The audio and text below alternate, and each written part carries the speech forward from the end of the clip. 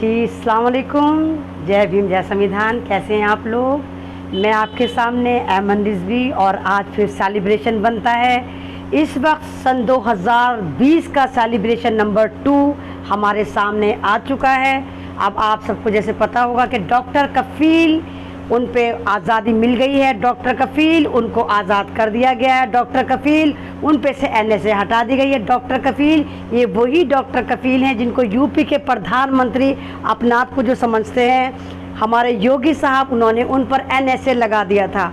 और supreme court में जब उनकी डॉक्टर कफ़ील की वालदा ने पिटीशन डाली और कहा कि मेरे बेटे पे जल्दी से जल्दी कार्रवाई हो और हाई कोर्ट जो है बताए कि उनका जुर्म क्या है, तो सुप्रीम कोर्ट ने हाई कोर्ट से कहा कि 15 दिन के अंदर आप फैसला दें। बस जब से ही जो सुप्रीम हाई कोर्ट थी वो बहुत तेज़ी से इस पर एक्शन में आई और एक के बाद एक हेयरिंग होनी शुरू हो गई। और फाइनली 28 अगस्त में पूरी की पूरी जो थी वो सुनवाई तैयार हो गई। मैं आपको वैसे ही बता रही थी, पहले भी मैंने आपको आके अपने लाइव में बताया है कि ये जो फैसला था ये एक तरह से रिज़र्व और प्रिजर्व कर लिया गया था। किसी वक्त भी डॉक्टर कफ़ील की रिहाई हो सकती थी और आज वो खुशनसीब दिन है कि डॉक्टर कफ़ील पे से NSA हटा लिया गया और वो फिर मासूम और बेगुनाह साबित हुए। तो सेलिब्रेशन बनता है जन्नाटेदार चमाटा RSS के मुंह पे, जन्नाटेदार तमाचा उन गोबर भक्तों के मुंह पर जो मुसलमानों को जिहादी कहते हैं, मुसलमानों को आतंकवादी कहते हैं, मुसलमानों को हलाला मुल्ला मुल्ली कटवा बोलते हैं। तो ये उन लोगों पर जन्नाटेदार तमाचा है और ये हमारे मुसलमानों की जीत नहीं है। इस जीत को मुसलमानों की जीत समझने की गलती बिल्कुल भी ना करी जाए। ये जीत भीमराव अंबेडकर की है, ये जीत भीमराव अंबेडकर के संविधान की है, ये जीत उन तमाम नॉन मुस्लिम भाइयों की है जिन्होंने डॉक्टर कफ़ील के लिए हमारे साथ आवाज़ बुलंद करी, उनके लिए आवाज़ उठाई, एक प्लेटफॉर्म पर आकर ट्रेन में चलाया। ये जीत उन सरदार भाइयों के लिए जिन्होंने हमें सपोर्ट करा, उन दलित भाइयों के लिए जिन्होंने कफ़ील साहब के लिए लगातार आवाज़ उठाने में हमें एक प्लेटफॉर्म दिया। ये जीत उन आदिवासी के लिए जिन्होंने हमारे लिए आवाज़ उठाई, डॉक्टर कफ़ील के लिए आवाज़ उठाई। ये जीत तमाम उन कम्युनिटी की है जिन्होंने डॉक्टर कफ़ील को अपना बंदा समझ के एज ए इंसानियत उनको ट्रेंड में चलाया और उनके लिए आवाज़ बुलंद करी। और जिसका रिज़ल्ट ये है कि आज भारत का कॉन्स्टिट्यूशन फिर जीत गया, फिर इन पे जन्नाटेदार तमाचा लगा। जैसे आपने देखा, पहला सेलिब्रेशन हमने भी कुछ दिन पहले बनाया था जब बरकज़ निज़ामुद्दीन पे हमें जीत मिली थी। हमें मद्रास हाई कोर्ट से, बॉम्बे हाई कोर्ट से और दिल्ली हाई कोर्ट से। और इस वक्त ये आज की जो न्यूज़ है, ये आज का जो डॉक्टर कफ़ील का मुद्दा है, ये भारत के लिए दूसरा बड़ा सेलिब्रेशन है, ग्रांड सेलिब्रेशन है कि सन 2020 में हमें कोई खुशखबरी नहीं मिली सिवाय दुखों के, सिवाय बेरोजगारी के, सिवाय मॉब लिंचिंग के, सिवाय हिंदू मुस्लिम फिसाद के, सिवाय लॉकडाउन के, सिवाय कोरोना के फर्जी टेरर के हमें कुछ नहीं मिला। लेकिन उसी बीच में ये हमारे लिए सूरज की एक किरण है कि डॉक्टर कफ़ील बेगुनाह साबित हुए।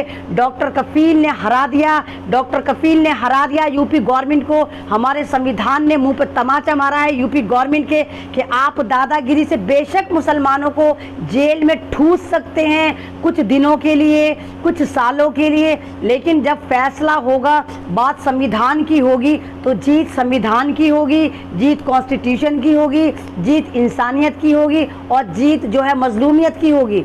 तो डॉक्टर कफ़ील जैसे आप जानते हैं बहुत ज़्यादा मासूम मजलूम थे, वो आपकी आवाज़ थे, वो एक डॉक्टर भी थे। और यूपी गवर्नमेंट इसलिए उनके पीछे नहीं थी कि उन्होंने अलीगढ़ में कोई हल्की फुल्की मज़ाहिया स्पीच दी थी, नहीं, बल्कि यूपी का जो प्रधानमंत्री अपना आप को समझता है ये इनका दुश्मन इसलिए था क्योंकि डॉक्टर कफ़ील ने सिलेंडर कांड में यूपी गवर्नमेंट को बेनकाब करा था।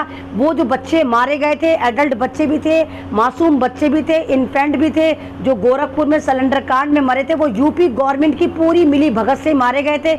यूपी गवर्नमेंट ने ही वो ऑक्सीजन सप्लाई रुकवाई थी क्योंकि यूपी गवर्नमेंट ने ही ऑक्सीजन सप्लायर की पेमेंट रोकी थी और डॉक्टर कफ़ील ने अपने बिहाफ पर उन बच्चों को बचाया था। इस बात पे यूपी गवर्नमेंट उनसे नाराज़ हो गई कि हम तो गरीबी ख़त्म कर रहे थे, हम तो गरीबों को हॉस्पिटल में मार रहे थे। और डॉक्टर कफ़ील एक मसीहा बनकर, एक भगवान बनकर क्यों आया क्यों उसने अपने पैसे से सिलेंडर प्रोवाइड करे, क्यों अपने पैसे से सिलेंडर ऑक्सीजन सप्लाई करवाई, और क्यों जो हज़ारों बच्चे मरते उनका आंकड़ा सिर्फ 90-80 तक ही रहा।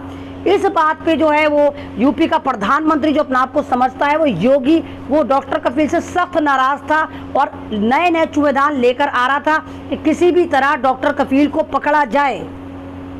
सिलेंडर कांड भी उनको पकड़ा, उन्हें जेल में डाला, लेकिन वहाँ पे भी डॉक्टर कफील की जीत हुई, वहाँ पर भी कॉन्स्टिट्यूशन की जीत हुई, वहाँ पर भी इंसानियत की जीत हुई, क्योंकि वहाँ पर भी लगातार आप उनकी आवाज़ बने हुए थे, आप लोग भारतीय उनकी आवाज़ बने हुए थे और संविधान पे आपको यकीन था। और एक बार फिर जैसे इन पे एनआरसी की स्पीच में इनको पकड़कर एनएसए लगाया था, और मैंने आपको कितनी बार अपने लाइव में आके बोला कि अगर किसी बंदे की ज़मानत हो जाती है तो उसके बाद कोई भी अदालत या कोई भी गवर्नमेंट या एडमिनिस्ट्रेशन उस पर एनएसए नहीं लगा सकता। और सेम यही केस डॉक्टर कफील के साथ हुआ था कि अलीगढ़ वाले केस में एनआरसी वाली स्पीच में डॉक्टर कफील को ज़मानत मिल गई थी, लेकिन यूपी गवर्नमेंट की जो मंशा थी, उनका जो षड्यंत्र था, उनका जो खुराफाती दिमाग था, उसमें कुछ और ही खिचड़ी पक रही थी। उन्होंने ज़मानत होने के बाद भी 3 दिन तक डॉक्टर कफील को बाहर नहीं आने दिया, क्योंकि ये षड्यंत्र बना रहे थे, खिचड़ी पका रहे थे कि हम डॉक्टर कफील को फिर फंसाएंगे और फिर उनको जेल में रखेंगे। उसके बाद इन्होंने एनएसए लगा दिया। पढ़े लिखे तो है नहीं, मैं पहले ही आपसे कह रही हूँ कि बीजेपी सरकार जो है पढ़ी लिखी होती नहीं है, व्हाट्सएप एजेंडा चलाकर आती है, वही पढ़ती है वही पढ़ाती है। इन जाहिलों को तो ये बात पता ही नहीं थी कि अगर किसी बंदे की ज़मानत हो जाती है तो उसके फ़ौरन बाद उस पर एनएसए नहीं लगता। जब वो जेल से निकला ही नहीं तो एनएसए कैसे लगा? उसने कौन सी ऐसी एक्टिविटी कर दी कि वो जो लॉ के खिलाफ थी, कॉन्स्टिट्यूशन के खिलाफ थी। लेकिन दादागिरी से ये सब काम करते हैं, चाहे वो बीजेपी सरकार हो, चाहे इनका पीछे से जो षड्यंत्र चला आ रहा है आरएसएस का, ये टोटल काम दादागिरी से करते हैं। इसलिए दादागिरी से इन्होंने एनएसए लगा दिया और डॉक्टर कफील को जेल में टॉर्चर करना शुरू कर दिया। उन्हें खाना नहीं दिया जाता था, उन्हें पक्के मुजरिमों के साथ रखा जाता था, उन पे टोटल का टोटल इनका ही स्ट्रीम मीडिया उन्हें आतंकवादी बनाने पे लगा हुआ था, जिहादी बनाने में लगा हुआ था। Even international media BBC London में भी ऐसा दिखाया जा रहा था जैसे मानो डॉक्टर कफील बहुत बड़ा मुजरिम हो, बहुत बड़ा गुनाह करा हो। लेकिन हम सुप्रीम खुदा वाले हैं, हम एक खुदा वाले हैं, हम एक रसूल वाले हैं, हम एक संविधान वाले हैं, हम एक भारत वाले हैं और हम सब यूनाइटेड हैं। इसलिए जीत हमारे संविधान की हुई, इसलिए जीत डॉक्टर कफील की हुई, इसलिए जीत इंसानियत की हुई। तो सेलिब्रेशन बनता है और सब भक्तों के मिर्चें लग रही होंगी, उफ उफ मिर्ची, हाय हाय मिर्ची, उफ उफ मिर्ची, हाय हाय मिर्ची, क्योंकि इनके बगौल तो एक जिहादी बाहर आ गया। तो भक्तों अब क्या बोलोगे तुम सुप्रीम कोर्ट के ऑर्डर को कि पाकिस्तान से मिला हुआ है, घुसपैठिया है, आतंकवादी है, पाकिस्तान से फंडिंग होके उससे डर के फैसला दिया? क्या बोलोगे भक्तों तुम हाई कोर्ट को भी जिसने फैसला दिया? क्या बोलोगे भक्तों तुम? है कोई जवाब तुम्हारे पास? एक के बाद एक तुम्हारे मुंह पे जन्नाटेदार तमाचा लग रहा है और आगे आगे देखो अभी लगेगा। मैं उन लोगों की बड़ी थैंक्सफुल हूँ जिन्होंने डॉक्टर कफील के लिए आवाज़ उठाई, हम लोगों को सपोर्ट करा, हमारी आवाज़ को लगातार आपने आगे फॉरवर्ड करा और डॉक्टर कफील के लिए आपने ट्विटर पर ट्रेन चलाया, डॉक्टर कफील के लिए आप बोले, डॉक्टर कफील की आप सब आवाज़ बने। और मैं फिर बार बार यही कहूँगी कि ये जीत मुसलमानों की नहीं है, ये जीत पूरे भारत की उन तमाम कम्युनिटीज़ की है जिन्होंने डॉक्टर कफील को सपोर्ट करा, जिन्होंने संविधान को सपोर्ट करा, जिन्होंने इंसानियत को सपोर्ट करा और सबसे बढ़कर भारत को सपोर्ट करा। तो मैं हम सब एक हैं, चाहे वो हिंदू हो, चाहे वो मुसलमान हो, चाहे वो सरदार हो, चाहे वो ईसाई हो, चाहे वो दलित हो। सिवाय ऑरेंज जाफरानी गुंडों के अलावा पूरा भारत कल भी एक था, आज भी एक है और इंशाल्लाह हम हमेशा ऐसे ही यूनाइटेड होकर लड़ेंगे और जीतेंगे और इन तमाम जाफरानी गुंडों के लपाड़े पे लपाड़े मारेंगे और इनको ऐसे ही जलील करेंगे। वादा कीजिए आप ऐसे ही हर जुल्म के खिलाफ आवाज़ उठाएंगे।